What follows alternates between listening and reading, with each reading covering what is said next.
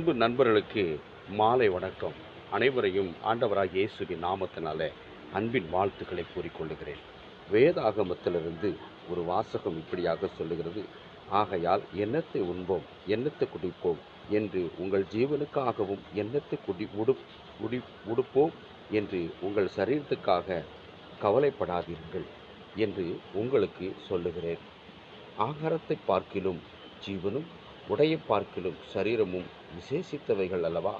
ஆகாயத்து பட்சிகளை கவனித்து பாருங்கள், அவைகள் விதைக்கிறதும் இல்லை, அறுக்கிறதும் இல்லை, களஞ்சியங்களில் சேர்த்து வைக்கிறதும் இல்லை, அவைகளையும் உங்கள் பரமபிதா பிழை கூட்டுகிறார். அவைகளை பார்க்கிலும் நீங்கள் விசேஷித்தவர்கள் அல்லவா? ஆகவே கவலைப்படுகிறதுனாலே உங்களின் எவன் தன் சரீர அளவோடு ஒரு முளத்தை கூட்டுவான்? உடைக்காகவும் நீங்கள் கவலைப்படுகிறது என்ன? காட்டு புஷ்பங்கள் எப்படி வளர்கிறது என்று கவனித்து பாருங்கள், அவைகள் உழைக்கிறதும் இல்லை, நூற்கிறதும் இல்லை என்றாலும் சாலோமன் முதலாய் தன் சர்வ மகிமையிலும் அவைகளின் ஒன்றை போலாய் விடுத்திருக்கவில்லை உங்களுக்கு சொல்லுகிறேன் என்று சொல்லுகிறார். அற்ப விசுவாசிகளே, இன்றைக்கிருந்து நாளைக்கு அடுப்பில் போடப்படும் காட்டு புஷ்பத்துக்கு புல்லுக்கு தேவன் இவ்விதமாய் உடுத்திவித்தால் உங்களுக்கு உடுத்திவிட்டது அதிக நிச்சயம் அல்லவா? ஆகையால் எண்ணத்தை உண்போம் எண்ணத்தை குடிப்போம் எண்ணத்தை உடிப்போம் என்று சொல்லி கவலைப்படாதீர்கள் என்று வேதம் அழகாய் சொல்லியிருக்கிறது. அன்பானவர்களே, இந்த நேரத்தில் கூட இந்த மரத்தை கவனித்து பாருங்கள். இறைவன் படைப்பில் அற்புதமான ஒரு படைப்பு. இது ஒரு மாமரம். இந்த மரத்திற்கு தண்ணீர் ஊற்றுறது மனிதன், அதை வளரச் செய்கிறவர், அதை பசுமையாய் உயரச் செய்கிறவர் ஆண்டவராகிய கடவுள் இயேசு கிறிஸ்து. ஆகவே இன்றைக்கு உங்கள் வாழ்க்கையில் ஒருவேளை சோர்வுகள் இருக்கலாம், ஒருவேளை ஏதோ ஒரு சிந்தனை உங்களை வாட்டி கொண்டிருக்கலாம்.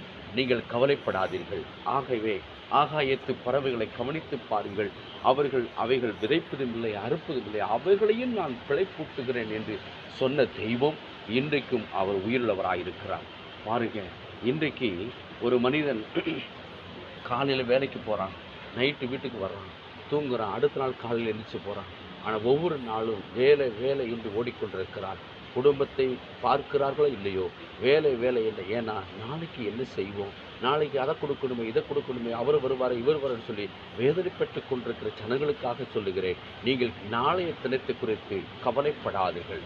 அன்றென்று உள்ள அப்பத்தை நான் உனக்கு தருவேன் என்று சொல்லி ஆண்டவராகிய இயேசு கிறிஸ்து வாக்கு பண்ணியிருக்கிறார். ஆகவே அன்பு நண்பர்களே, சொந்தங்களே, பந்தங்களே, நீங்கள் சோர்ந்து போகாமல் கவலைப்படாமல் அன்றென்று உள்ள வேலையை அற்புதமாய் சுறுசுறுப்பாக செய்யுங்கள். கர்த்தர் உங்களை ஆசீர்வதிப்பார். வேதத்தில் சொல்ல பிரகாரம் கர்த்தரை நம்புகிறவனுக்கோ ஒருபோதும் கைவிடாது.